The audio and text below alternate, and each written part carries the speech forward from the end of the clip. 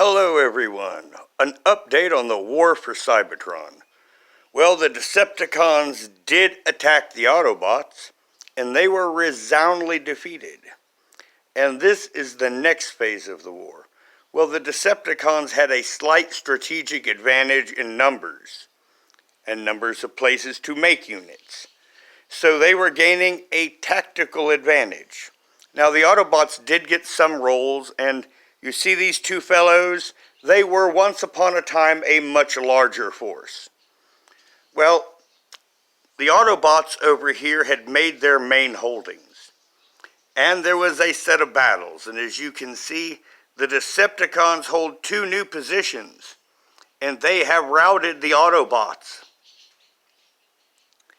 Now, this once larger force tried to make a flanking attack, which most of what was left over here took care of. The Autobots tried to relieve the pressure, come in and attack the Decepticons from the rear and take these positions, and they got their butts kicked. And they got their butts kicked as all the local Decepticons gathered as much force as they could, and they went and they won well. And as it stands, the Autobots, if they gather everything together, they could equal the Decepticons over here. Now the neutral force, seeing that everything was threatened, they pulled off. They went out to one of the two worlds we created, and they allowed the Autobots to absorb their positions and take the spaceport. Now, at that time, it actually evened it up to where it was even between the positions between the Autobots and the Decepticons. That was right before the push. That is why the Decepticons went ahead and attacked, because the odds all of a sudden became even. And as you know, Decepticons don't like that. Well, before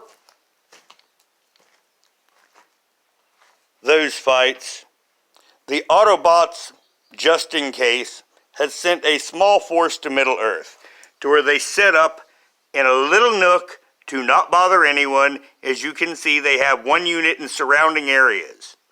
Well, in response, the Decepticons sent a force. At the time, the Decepticons were making more forces, so the Decepticons have a slightly larger force. Now, when the random Autobots of Cybertron pulled out, they ended up just flying down and coming down on Middle-earth and deciding to make their own little area. Now, I've made some rolls, and because I do this kind of randomly, so you know I'm just not being a god, and these will probably end up being Autobots at some point.